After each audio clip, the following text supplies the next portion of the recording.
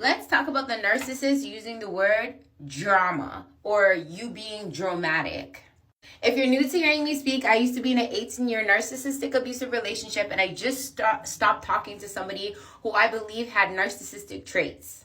And FYI, if you need guidance and help on how to get out of a narcissistic relationship or stay out of a narcissistic relationship, you can always book a one-on-one with me.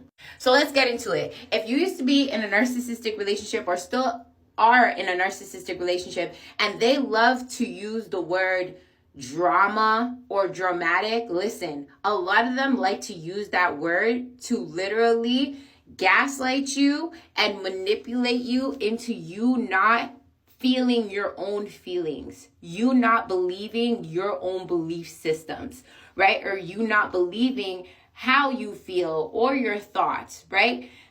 That them literally discarding however you feel or however thoughts you bring up to prove that they are affecting you mentally and emotionally, or they are wrong for what they're doing. If you're calling them out on the things that they are doing wrong to you and picking up and standing up for yourself.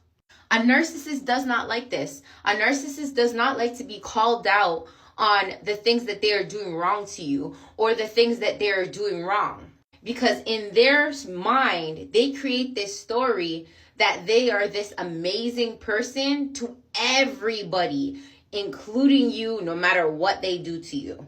So with this story that they tell to themselves, right, they will literally gaslight you and manipulate you and twist and turn whatever things that you say to them that will make them look like they are doing anything at all wrong. Because again, in their mind, the story that they created is that they don't do nothing wrong to nobody and everybody else is the issue and they are the victim.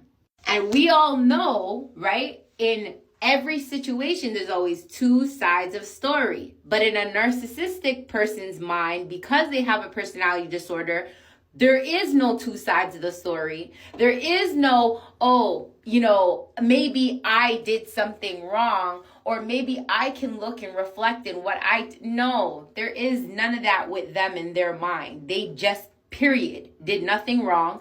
And you're the one that did everything wrong, and they did nothing wrong at all. So why are you even coming to them with what you were saying?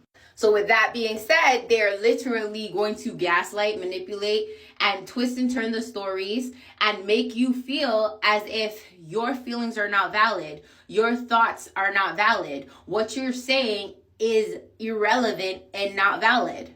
And this is the kicker, y'all. This is how they got y'all messed up and get us messed up inside of our heads for us to really think about, are we going crazy? Is something wrong with us? And we ask all these questions as if, maybe we're the problem and this and that, because of these tactics that they have and these patterns that they have. When you're in a relationship like that for so long, you start to discard your feelings. You start to discard your thoughts. You start to discard your intuitions that you know is wrong what they are doing. So in a lot of situations, we take, and we end up thinking that we're the problems. And this is why a lot of people who do not understand how it is to be in a narcissistic relationship cannot understand why we stay for so long, right? It's kind of like you're conditioned, in a sense, to not care about your feelings, not care about your thoughts, and literally try to change this person to see your ways. It's like you so badly want them to see how they are treating you. You so badly want to be seen. You so badly want to be heard, right?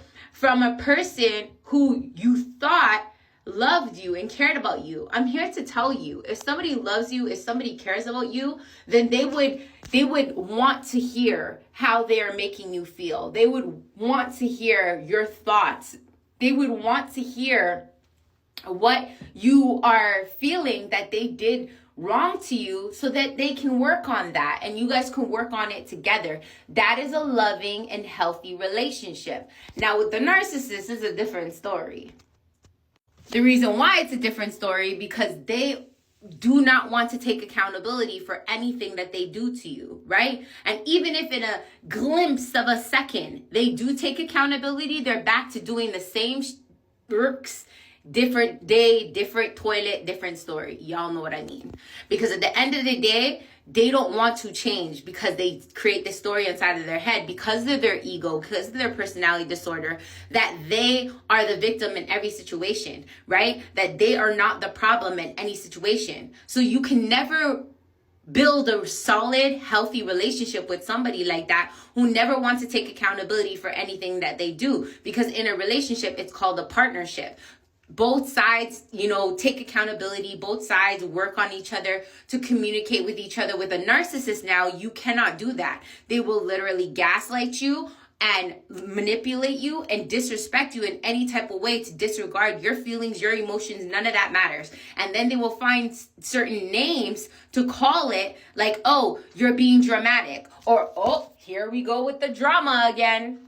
I was talking to somebody and literally, like, I seen so much narcissistic traits, and anytime that I brought up how I was feeling, how they were making me feel, my thoughts about the situation, oh, you're creating drama, or, oh, here we go with the drama again. Anybody that starts off like that when you're about to express how you feel, A, doesn't care how you feel, B, is not willing to communicate with you. So right there is a red flag.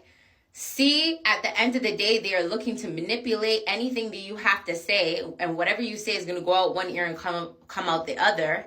And like D, they just really don't care. And that's where you need to realize your feelings, your thoughts matter. And if it doesn't matter to that person, that's your wake up call to see your value, to see your worth, to know that your thought, your emotions matter, right? And that you don't deserve that. And like I said at the beginning of this video, if you need guidance and help on how to get out of a narcissistic relationship, how to find that strength to build back your mind and your emotions to feel stronger and gain back your power and control over your mind, your emotions over the narcissist, you can always book a one-on-one with me, y'all. I'll give you guys the tips and tools on what I did to stay out of a narcissistic relationship, how to leave a narcissistic relationship, and how to build back yourself to become stronger, wiser, and just better overall after being in that narcissistic relationship. Because I promise you, after getting out of that narcissistic relationship, you will find so much strength inside of you to feel stronger and better than you ever can imagine. So stand in the facts, y'all, to wise up and rise above the narcissist today. You deserve the world.